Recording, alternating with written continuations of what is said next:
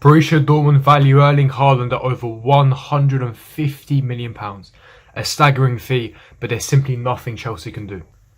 Hello everyone, welcome to another video. My name is Kemal AA and this is another Chelsea transfer news daily video for you guys, where I keep you guys up to date with all the latest Chelsea news and rumours in the past 24 hours, and some big news in regards to Erling Haaland. We'll be taking a look at the Athletic report that's spoken in regards to Erling Haaland. We'll be quoting off there. We'll also be speaking about Billy Gilmour and his potential loan move to Norwich City, and finally we'll be speaking about Kounde. Chelsea interested in that young centre-back from Seville. We'll be speaking about all the latest reports, but before I do get into it, make sure you smash the like button, subscribe, hit the bell notification, comment down below your thoughts and opinions in the comment section below. But without further ado, let's get straight into this news daily, and starting off with the biggest news story, of course, Erling Haaland. Now, an article broke this morning, Athletic, and now this is where things get tasty. This is where things get interesting, because when you see the Athletic writing reports and articles on this, you take it seriously. Very, very reliable, credible. They're tier one. When it comes to news, yeah, you're going to be looking for tier one sources. Athletic, they're right up there. They've got Liam Toomey, Raphael Honigstein, Simon Johnson. These are tier one, top tier journalists who write for the Athletic. Now they've come out and said that Erling Haaland would likely cost more than twice as much as Kai Havertz, but Chelsea are determined to bring a top striker to Stamford Bridge this summer. Now, yesterday I made a contradicting video to this, because contradicting reports came out saying that Chelsea were unwilling to meet Borussia Dortmund's demands for Erling Haaland. Now, as I keep stressing, let's make one thing straight and clear here. Dortmund don't want to let Haaland go. They are extremely reluctant. They're adamant that they are keeping Erling Haaland this summer because they're already losing Sancho. It came out last night, Sancho to United is imminent. He's on the verge of signing for Manchester United. The fee is so close to being agreed. We need to accept that Sancho will be going to United. Now, Sancho, Haaland, two of their most prized assets. It's going to be difficult for both of them to let go. And as Fabrizio Romano said a couple of weeks ago, a crazy bid would have to take place for Dortmund to even consider selling to Chelsea. So, as I said, Dortmund have always been in that position where they want to sell next summer. When the release clause becomes activated, that's when, of course, other clubs will be in for him and they can send him for that €75. And of course, Haaland will help Dortmund secure Champions League qualification for next season as well. So, which of course is really important to Dortmund in terms of their business model, in terms of bringing in the profits and the revenue. So, of course, they want to be keeping Haaland as well. But as I said, it's not just down to Dortmund. If Chelsea really want Haaland, if Roman has the cash ready on the table, he slams it on the table and says, here's 150, I find it very hard to believe that Dortmund would say no. And as the reports come out and said, he will cost more than double what Kai Havertz costs. Now, let's put that into perspective. How much did Kai Havertz cost? Kai Havertz cost around £62 million. But that was just the basic fee. When you have the add-ons, the bonuses, of course, there was a bonus in there that if Chelsea won the Champions League with Kai Havertz, we would have to pay an extra slice of money to Bayer Leverkusen. That was part of the bonus. So let's say, hypothetically, let's round that up, that 62 million to 70 million pounds, right?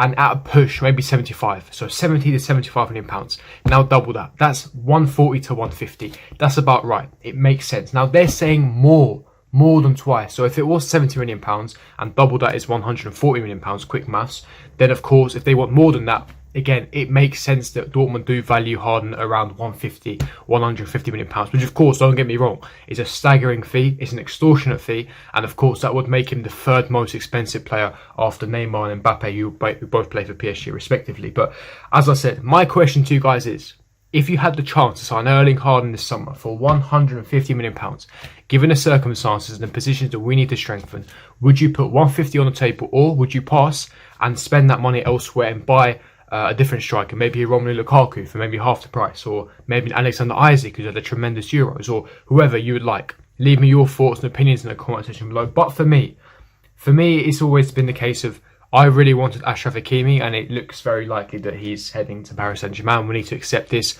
I'm slowly coming to terms with it, even though it's frustrating and annoying. We need to accept it. Chelsea just didn't really want him that badly because it's a position that we're not desperate in. We need to be honest. So I can see why they haven't spent 80 to 90 million pounds, but it still hurts. It's still frustrating because Hakimi is a world-class player, and I really want Hakimi to come to Chelsea. But I'm now in a position where, right, you haven't spent the money on Hakimi, that 80, 90 million pounds on Hakimi. So now you've got an extra 80 million pounds. For me, it's a case of you have no excuse now. You have the money for Haaland. Go and put the money. I don't care if it costs 140 to 150. You've got the finances now. Finance this deal properly. You've got the funds. You've got the finances. Money shouldn't be an issue. We're in a very privileged fortunate situation where we weren't as affected with COVID, with the pandemic compared to other clubs.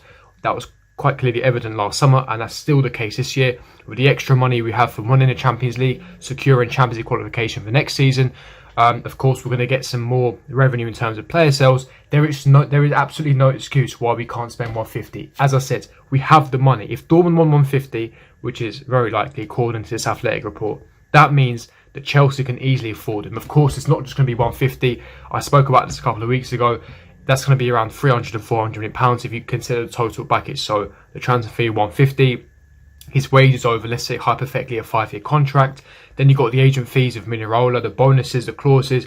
Then a certain portion of the money is going to go to Erling Haaland's father.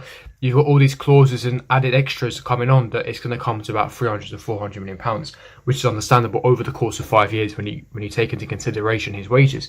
But we've got the finances. We definitely have the finances, and it's the one position, that I really need Chelsea to strengthen, because we missed loads of chances last season. We need a clinical, lethal, world-class number 9, and Erling Haaland's your guy. I'm sorry to say this, but Erling Haaland is your guy. So if it takes 150, my personal opinion, you pay the 150. You simply pay the 150. I don't want to see Chelsea signing second fiddle strikers, going for second, third choice. We've done that in the past when we had our business model ran on that, and it led to nowhere. We didn't get any sort of success. When you target your first choice, you can then rely on your academy to fill in to be those squad fillers. So for me, it's always you go for your first choice. And Erling Haaland is simply the first choice. If it costs 150, yes, is it an astronomical fee? Of course it is. But that's the market they're in. It's an inflated market. There's nothing we can do. Chelsea, go out and pay the 150. But that's just my personal opinion. What do you guys think? Leave me your thoughts and opinions in the comment section below. But moving on to some Jules Kounde news. According to Sport Witness and various Spanish publications, Chelsea are studying their bid for Sevilla defender Jules Kounde ahead of a possible move this summer. The Blues are the most likely candidate if he makes a switch to the Premier League. Arsenal and Manchester United have both been linked. Now, there hasn't been too many concrete rumours or concrete reports linking Chelsea to Kounde. It's always been these like bottom tier, publications. But as I said, we've seen quite a number of reports linking Kounde to Chelsea. And as I said, Kounde, very, very highly rated. He's had a tremendous season with Sevilla. He's highly rated. He's got a release clause of £70 million. He's currently at the Euros of France. If you guys watched the Euros last night, he played against Portugal. Again, decent performance, but he gave away the penalty. But he's highly rated. He's a ball-playing centre-back. Yes, his weaknesses, he's not the greatest in the air because he's only 5'10", 5'11", but he's strong, he's fast, he's really good on the ball, and again, he brings another dimension to our defence. And of course, with the attributes and his age, with his potential, of course, he could be moulded into some sort of a world-class centre-back. So again, in a back three, whether it's a back three, whether it's a back two, Jules Kounde for me would be a fantastic addition to Chelsea. But again, I wouldn't want to see Chelsea paying £70 million for Kounde because, he's not too proven. He's a young centre-back.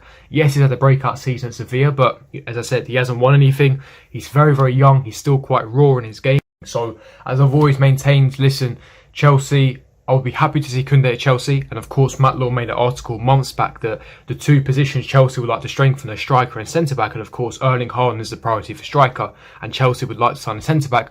I'm assuming that the only way we sign a top centre-back like a Kounde would be if we let go of a Kurt Zouma, for example, because we do have a lot of centre-backs. And if we are switching to a back four, we only need two centre-backs, and four centre-backs is more than enough to cover two positions. So the only way I see Chelsea signing a centre-back is, of course, we let go of Kurt Zouma, which is a massive possibility because Kurt Zouma doesn't seem to be rated by Tuchel. He's quite clumsy.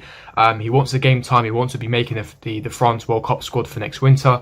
So, of course, he wants some game time, and there's rumours that he might be leaving. So, of course, if Zouma left, Kounde would be a fantastic alternative replacement to a Kurt Zouma. So for me, I'll be very, very happy with that. I just personally wouldn't want to see Chelsea spending anywhere near 70, maybe 40 to 50. If we can negotiate a fee to maybe 45, 50 million pounds, I think that would be a fair price for him. Again, he has a lot of potential, but he's still very raw in terms of talent and, of course, to his attributes. But what do you guys think? Leave me your thoughts and opinions in the comment section below. But finally, let's speak about our young Scottishman, Scottish Iniesta. Billy Gilmour, of course, got man of the match in the England game and unfortunately got tested positive for COVID, so he missed out on Scotland's last game against Croatia.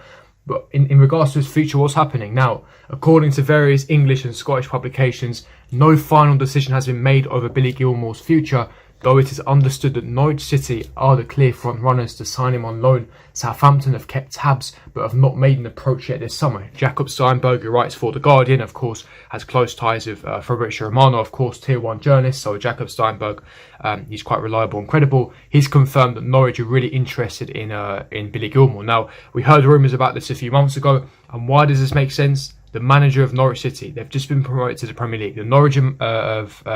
The manager of Norwich City, Daniel Farke, of course, he was in the Premier League 2 years ago of Norwich.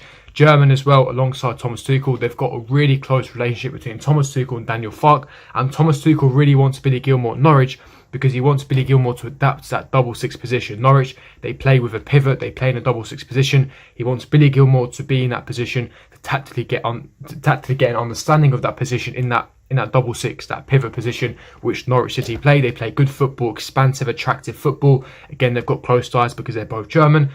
And I think that Billy Gilmour to Norwich is a perfect move. He stays in the Premier League, he plays against every team, he plays week in, week out, playing good football on the ground, in that natural position, in that pivot. So in 2-3 years' time, when Thomas Tuchel hopefully is building a dynasty here, Billy Gilmour can come later on when Jorginho ages a little bit more, and Billy Gilmour slots in that position because he's been used to playing in that position and he has a tactical understanding. So it's all thought out, it's all planned out by our master Thomas Tuchel, and I think it's perfectly said. It's perfectly said, and I'll be for this move. I'd love Billy Gilmour to get some experience in game time at Norwich.